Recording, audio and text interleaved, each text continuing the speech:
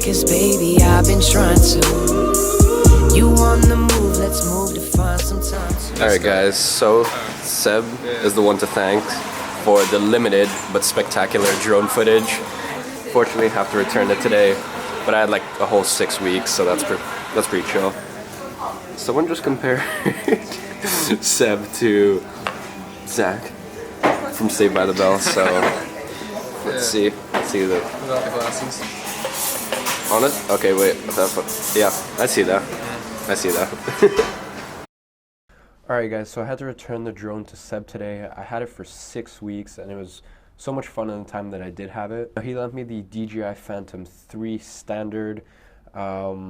It's one of the cheaper drones in terms of its price point and its quality, but I really enjoyed it. I think in London, I saw it online for like £400, so really not that expensive.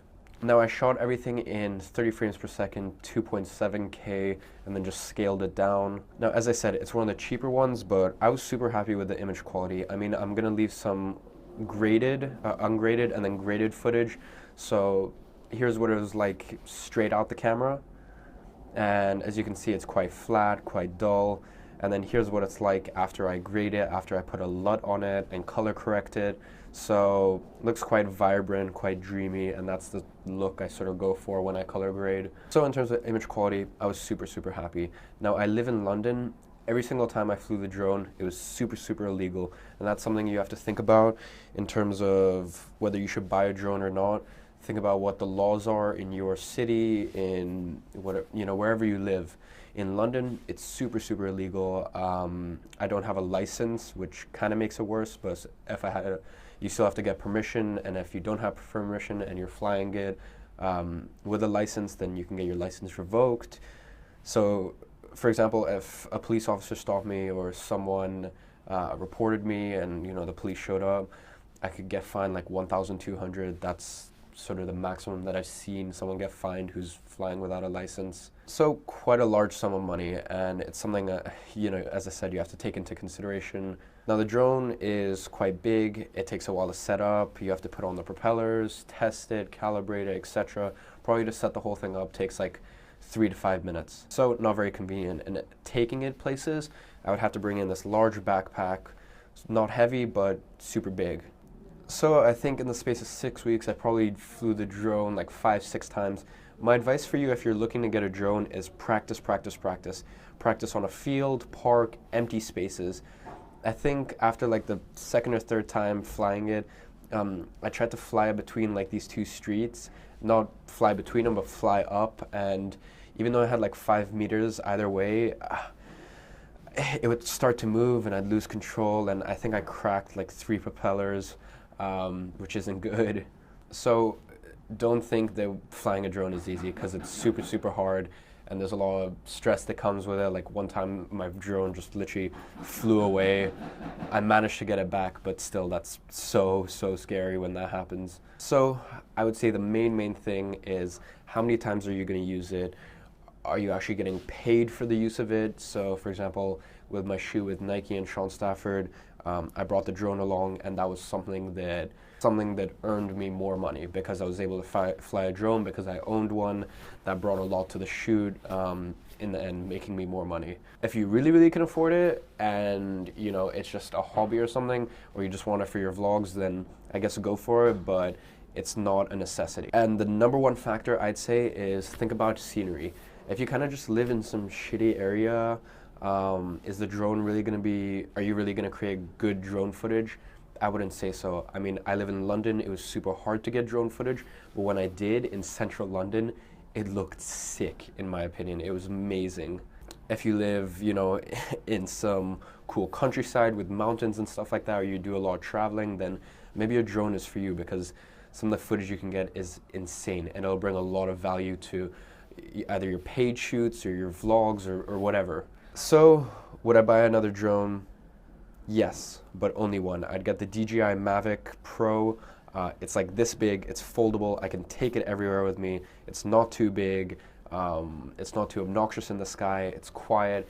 So I think in terms of London, it's the perfect one for me. Now, it's super expensive. It's not something that's worth it yet. It's not worth the investment, but it's something I will pick up soon, probably within the next year.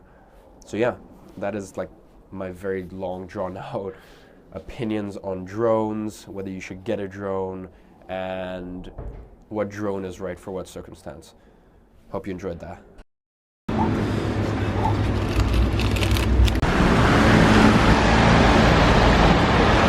So guys, I can't even tell you how hard it was for me just to buy one pack of Reese's. I usually buy 3.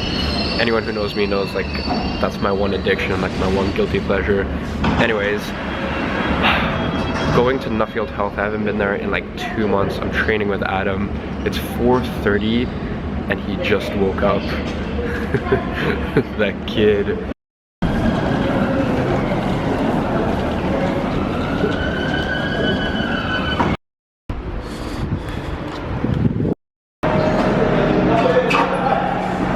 Alright guys, so we're at Nuffield right now.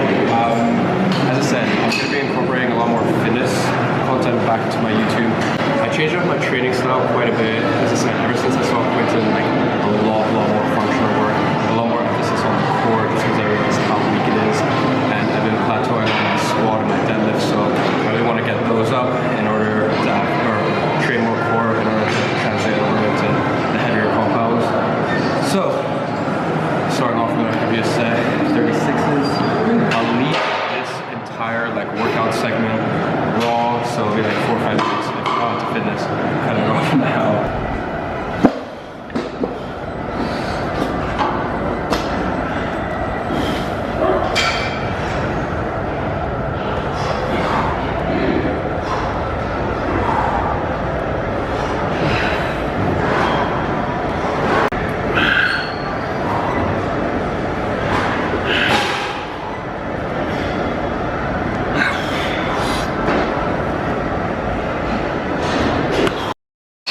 Pretty much entirely cut out bench pressing in my workout routine, and that's because I have like some disfiguration between my chest. One side is stronger than the other, and the unilateral nature of dumbbell press suits that weak point a little better. So I mean, as I said, I'm transitioning into a lot more functional work recently, so a lot more unilateral stuff.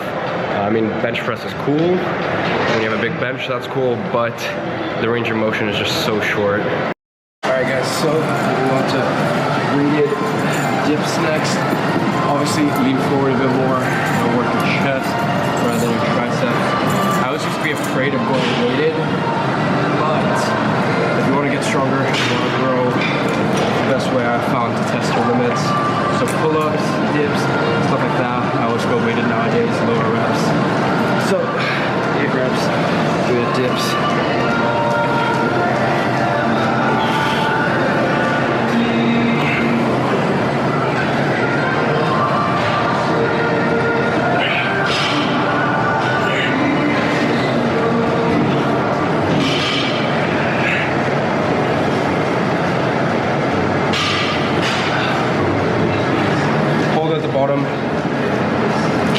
Stretch, another good tip to grow your chest. Alright guys, so next we're moving into cable flies, pairing that up with leg raises. The only time I use cables on chest is for flies. I really don't like doing flies with weighted dumbbells. It's just a bit too dangerous for me, like a bit too much pressure on the shoulders. So flies.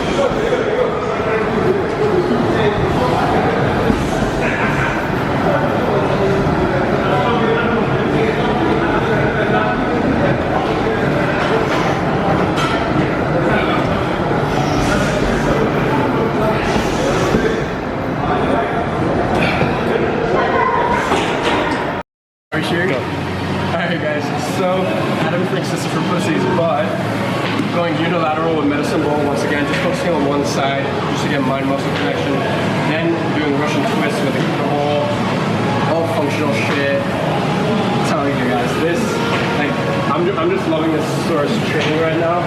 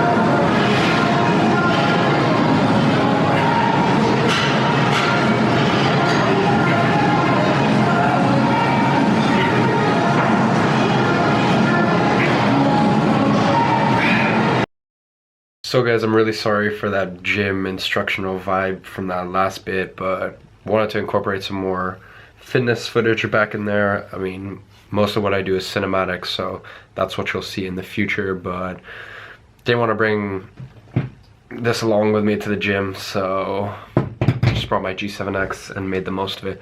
Anyways, it's like 10:30 right now, so to end off my day, I have a consultation with a client. So that's it. Then it's off to bed. Yo, what's up? What's up, bro? Good, you? Doing pretty good.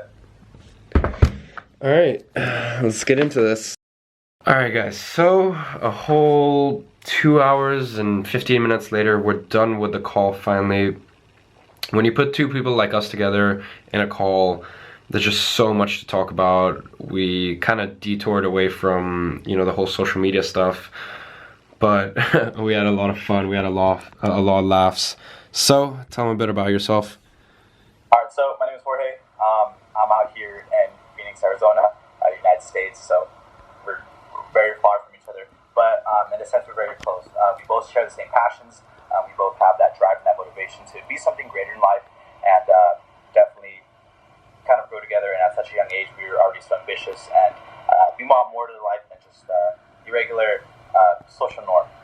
So it was definitely fun. Like you said, we kind of got off track a couple times, but it's all good because it's definitely just got a whole bunch of laughs, and this is definitely a very special day to me because this is that kind of that first step to really just start doing stuff. I've been kind of slowly trying to do stuff I'm always put out, but this call was just so much more personal, and I took so much more out of it than anything that I've ever learned. And I've learned so much in these past 2 hours, and I couldn't thank you much, man. So definitely, if you guys ever need any sort of like social media consultation or any help with anything, just hit him up, man. Like, he's such a genuine person, and he's not afraid to reach out to you and build that sort of connection that this industry really lacks. A lot of people just kind of put on the space, but once you get someone like him that really interacts with you, it definitely just makes things a lot easier. So be ready for both of us, man. We're definitely going to be something in this industry. All right. And I'm gonna go ahead and leave his Instagram right there. Trust me, go follow him. If you like my sort of content and you like my photography and videography, I'd argue that his is just as good as mine, if not better. Seriously, Canon 6D, his photography is sick. Right there, go check it out. So guys, I hope you enjoyed this video. It was quite different in the sense that, number one, I'm editing on a new program. I always try coming back to Premiere Pro. As you can see, I'm actually on Premiere Pro, editing on that, so I basically prefer it only for the color correction, so all this is being done on Premiere Pro right now. So vlog is being edited on Premiere Pro, as well as that, incorporating back some of my fitness stuff back in there, and I kept it pretty raw. Now, let me know what you guys think of that. Obviously, I love my cinematography too much to keep it that raw, so it'll probably be more instructional next time. more cinematic, you know, letterboxing, good color correction, good music, stuff like that, good audio, etc. I only had this, or an edit. So that's what it'll be like in future. I doubt I'll ever keep it raw, but let me know what you thought in the comments. As well as that, I'm gonna look at the analytics, and I'm gonna see how many people watched through that. If I see that a lot of people clicked off once they saw I was moving to like fitness, raw workout stuff, then obviously I won't incorporate it back in there, but I really would appreciate your feedback, so let me know in the comments. If you enjoyed this video, please leave a like. I'm so determined to just keep uploading, keep hustling, and just spread my message, getting back to what I was doing, you know, half a year ago. So yeah, if you enjoyed, leave a like. I'll see you in the next one.